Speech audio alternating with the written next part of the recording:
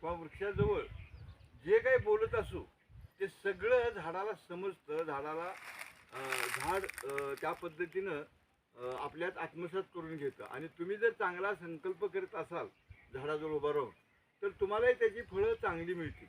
तुम्ही जर विकृत काही संकल्प करत असाल किंवा विकृत काही बोलत असाल, विकृत काही तिथं करत असाल, तर त्यावेळेला झाडावर सुद्धा त्याचा खूपच वाईट परिणाम होतो आणि झाडाला सुद्धा त्या संवेदना समजत असतात.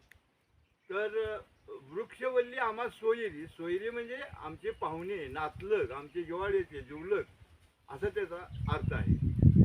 वनचेरी, वन म्हणजे वनात राहणारे पशु, सगळे पक्षी आहेत, हे सगळे आमचे सगळे सोयरे आहेत. झाडं आमचे सगळे सोयरे आहेत, वनात राहणारे सगळे सोयरे. त्याच्याप्रमाणे सुस्वरी पण म्हटले. सुस्वरी पाण्यात राहतात, म्हणजे जलचर पाण्यात राहणारे सगळे प्राणी जे आहेत ते सुद्धा आमचे सगळे सहकारी आहेत.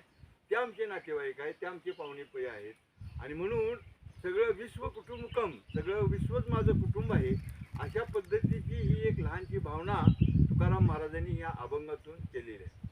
आज तुकाराम महाराजांचा बीजेचा जो कार्यक्रम आहे, बीज मंत्र, बीज म्हणजे आधी बीज दाखवले, लहानसं बीज, आणि त्याचा विस्तार एवढा मोठा होतो. या वडाचं बीज एवढं लहानसं आहे, पण वडाला विस्तार केवढा मोठा आहे.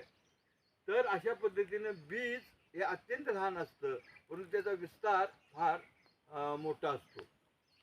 आणि म्हणून आपण झाडावर प्रेम करावं. किमान नाही म्हणलं तरी वर्षातनं 1, 2, 3 झाडं तरी प्रत्येकानं लावली पाहिजे. मग विशेषतः फळाची असली तर फारच बरं. तर आपल्यालाही फळं खायला मिळतील, पक्ष्यांनाही खायला मिळतील, माणसांनाही खायला मिळतील. त्याचबरोबर मुलाढोरांना, माणसांना, पोरांना, सगळ्यांनाच म्हणजे फळं खायला मिळतील.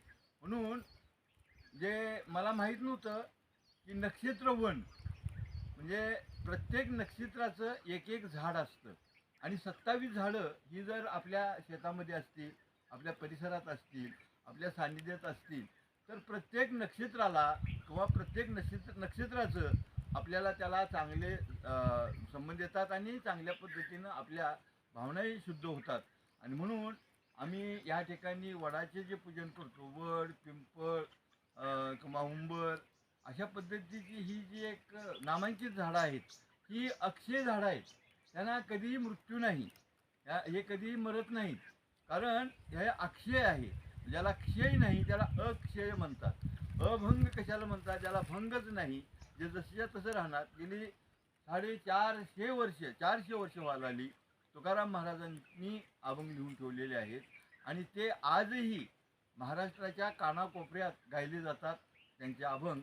आणि म्हणून आपण सर्वांनी तुकाराम महाराजांचे बीज हे जे करतो या ठिकाणी, त्याला कारण आहे, कारण ते सामाजिक समतेचं प्रतीक आहे. आणि सामाजिक समतेच्या प्रतीकामध्ये तुकाराम महाराजांनी कोणत्याही पद्धतीनं जे अवडंबर होतं, वेदाचा अर्थ आम्हासाठी ठावा, इतरांनी वाहावा भारमाथा, अशा पद्धतीचं तुकाराम महाराज म्हणालेले आहेत. तुम्ही भार वाहणारे आहात, परंतु वेदाचा अर्थ आम्हाला कळलेला आहे.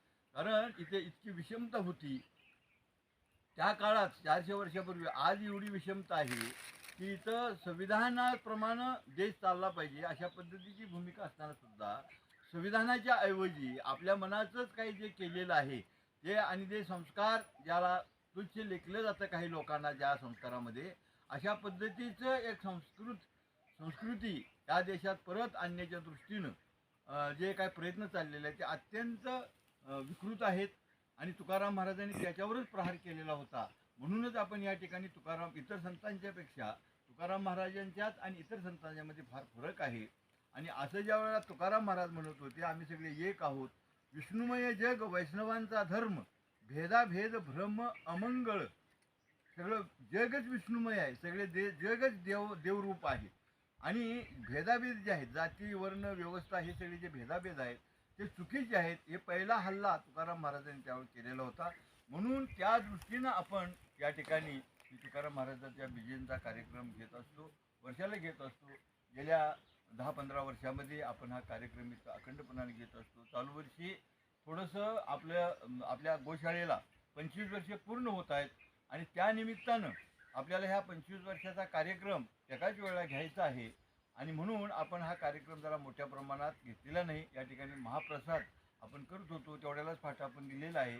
परंतु आपले जे सगळे सकाळचे कार्यक्रम आहेत, म्हणजे झेंडावंदन असेल, तुकाराम महाराजांचा झेंडा, म्हणजे झेंड्यात सुद्धा फरक आहे.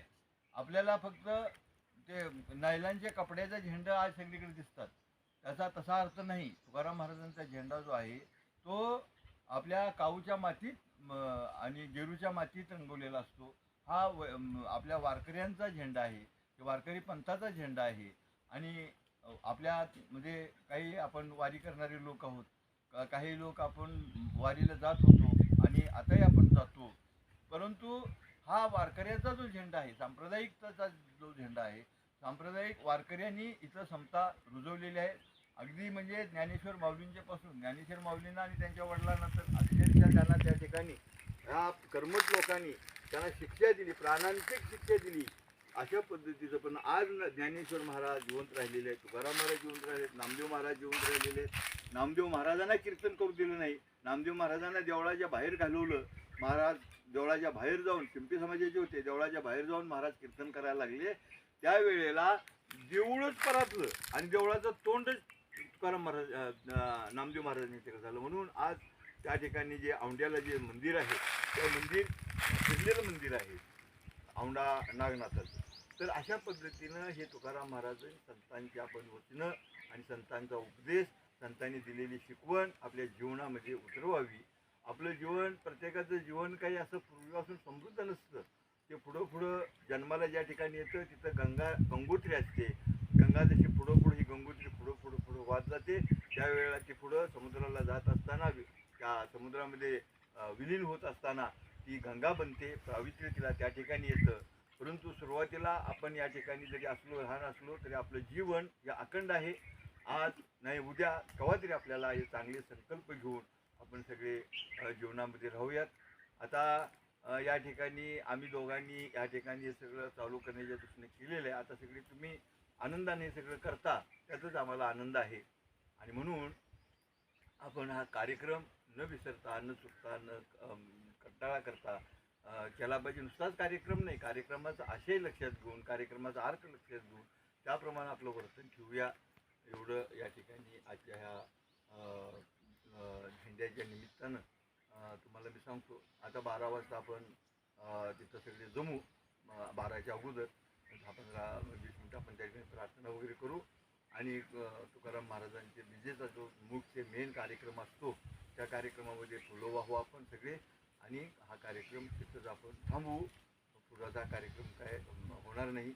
आणि म्हणून आपण ह्याला थोडासा फाटा दिला. 18 तारखेला आपला सगळा हा मोठा कार्यक्रम या ठिकाणी होणार आहे. तर या कार्यक्रमातलं आपलं सगळ्यांचं लक्ष पाहिजे. आपल्याला थोडंसं कष्ट पडणार आहे, आपल्याला थोडासा त्रास पण होणार आहे. हे सगळं सफाई करावं लागणार आहे, हे करावं लागणार आहे. तेव्हा आतापासूनच आपण त्या तयारीला लावूयात. थोडं या ठिकाणी सांगतो. तुम्हाला लोकांना धन्यवाद देतो. तुम्ही आनंदानं आज रात्रभर जागरणी केलेलं आहे. तेव्हा आज आपण कुठल्याही कामाचं वगैरे फारसं काही हे करायचं नाही, चिंता करायची किंवा कामाचं वगैरे काय आपल्या डोक्यावर घ्यायचं काहीच कारण नाही. तेव्हा आजचा दिवस आपण अशाच पद्धतीने महाराजांच्या सान्निध्यामध्ये घालूया. तुम्हा सर्वांना धन्यवाद. पुंडलिक वरदे हर विठ्ठल श्री ज्ञानदेव तुकाराम पंढरीनाथ महाराज की जय. तुकाराम महाराज की जय. गो माता की, गो माता की. गाय बचेगी, गाय बचेगी, बैल बचेगा, बैल बचेगा, गाय बैल बचेंगे, गाय बैल बचेंगे, देश बचेगा. तुकाराम